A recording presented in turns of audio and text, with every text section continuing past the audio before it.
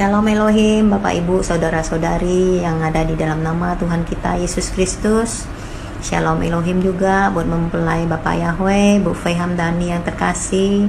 Dan salam hormat buat Pangeran Ilahi, Pak Aditya Nugrahanto. Shalom Elohim buat kita semuanya. Ya, di sini saya mau bersaksi ya tentang mimpi ya. Dan bukan karena kuat dan gagah saya ya dalam menyaksikan ini, tetapi karena di dalamnya ada pesan-pesan Tuhan yang kiranya memberkati kita ya. Dan setelah kesaksian mimpi ini juga ada kesaksian doa, di mana jawaban penjelasan Tuhan tentang mimpi itu, arti mimpi itu ya. Dalam mimpi itu saya 2 minggu lalu ya, sehari Sabtu 2 minggu lalu saya melihat seperti aktivitas di luar masih terang itu ya, beraktivitas seperti biasanya tuh. Tapi nggak lama kemudian saya melihat cuaca sudah gelap malam, dan saya melihat ada mobil yang sedang menunggu kita mau pergi, yaitu ya mobil taksi seperti itu ya, mau pergi bersama beberapa teman yang lain yang wajahnya saya tidak kenal siapa itu, tidak melihat, tetapi saya seperti mengenal mereka gitu ya. Saya tidak tahu siapa mereka. Dan ada satu teman itu cowok ya, dia harusnya duduk di depan mobil taksi itu, jok yang depan, tetapi posisi dia itu harus muter dulu baru bisa sampai ke depan itu. Tapi dia sepertinya nggak mau muter. Dia memperhatikan saya, sepertinya dia yang menyuruh saya duduk, tapi saya diamin aja. Tetapi nggak tahu-taunya kita sudah duduk di bagian belakang jok mobil taksi itu ya, bersama teman yang lain. Dan teman kita yang satu cowok itu dia tidak naik, dan terusnya saya nggak taunya mobilnya langsung jalan ya. Sopirnya itu seorang bapak-bapak yang memakai topi dan kacamata itu ya. Saya melihat, saya kasih tahu ke bapak, saya kaget ya, saya bilang, teman kita belum naik pak, itu berhenti teman kita belum naik. Tetapi sepertinya saya sopir itu tidak mendengar suara saya ya. Dia sepertinya buru-buru dan fokus dengan nyopir ya, melihat ke depan gitu ya. Dan terus saya kasih tahu teman saya nih, sampai duduk di samping saya, bilang, coba telepon ke dia. Saya bilang, coba telepon ke dia, suruh dia nunggu atau bagaimana. Nah, hanya sampai situ mimpinya ya. Terus hari berikutnya, hari Minggu ya, kita ada ibadah bersama dalam grup ya, di hari Minggu ya, bersama teman yang lain.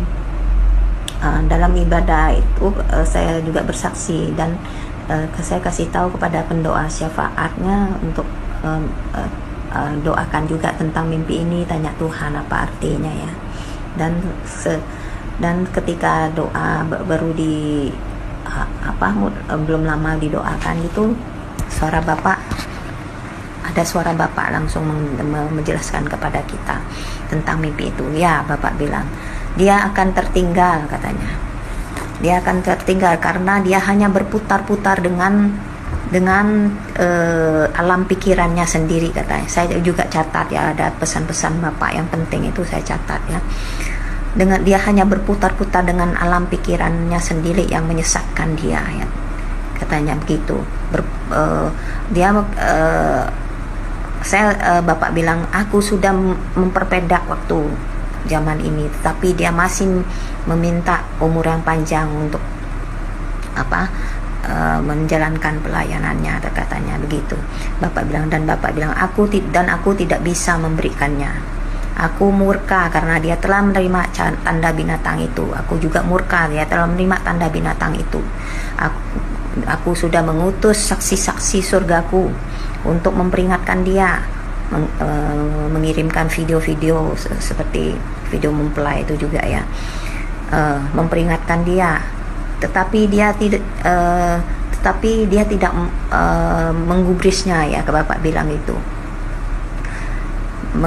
Bapak bilang, aku telah mengutus beberapa dari saksi-saksi surgaku, aku utus tetapi dia tidak mau mendengar. Dia angkuh dan sombong, dia membuang karunia yang begitu besar itu, kata Bapak, menyia-nyiakan kesempatan demi kesempatan yang aku berikan kepadanya, kata Bapa begitu ya.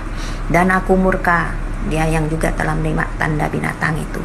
Oleh karena itu mahkotanya akan aku berikan kepada orang lain yang lebih layak, orang lain yang lebih baik daripada dia, orang lain yang lebih rendah hati, yang hatinya hancur, kata Bapak begitu. Dan rumah rohaninya aku menyuruh malaikatku untuk mengusir dia dari rumah rohaninya. Nah itu ya, Bapak marah ya, Bapak murka ya dengan kelakuan orang-orang dunia yang tidak mengindahkan ya pekerjaan Roh Kudus di akhir zaman ini. Nah itu, dan ada lagi pesan Bapak untuk kita juga.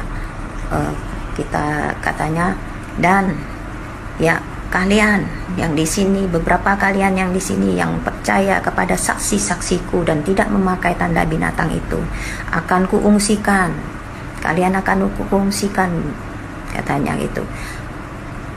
Bertekunlah terus di dalam aku, jangan menengok ke kiri dan ke kanan, dan jangan dengarkan ucapan orang-orang yang akan menjatuhkan imanmu, Bapak bilang begitu. Karena ini masa ujiannya sangat ketat, berbeda dengan periode-periode yang lalu,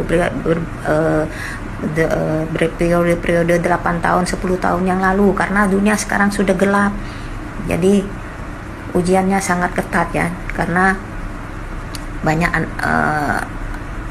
si jahat itu sudah terus mengejar umat anak-anak Tuhan ya. Jadi sangat ketat ya ujiannya.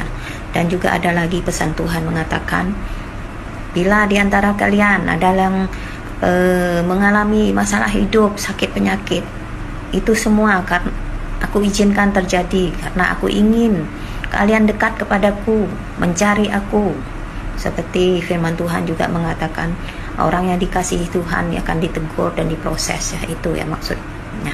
Jadinya karena aku akan memakai orang-orang yang sederhana, orang yang rendah hati, itu kata Tuhan. Jadi bertekunlah kepadaku di akhir zaman ini, kata Bapak begitu. Itu ya pesan-pesan Bapak. Dan biarlah kiranya kesaksian ini memberkati kita ya.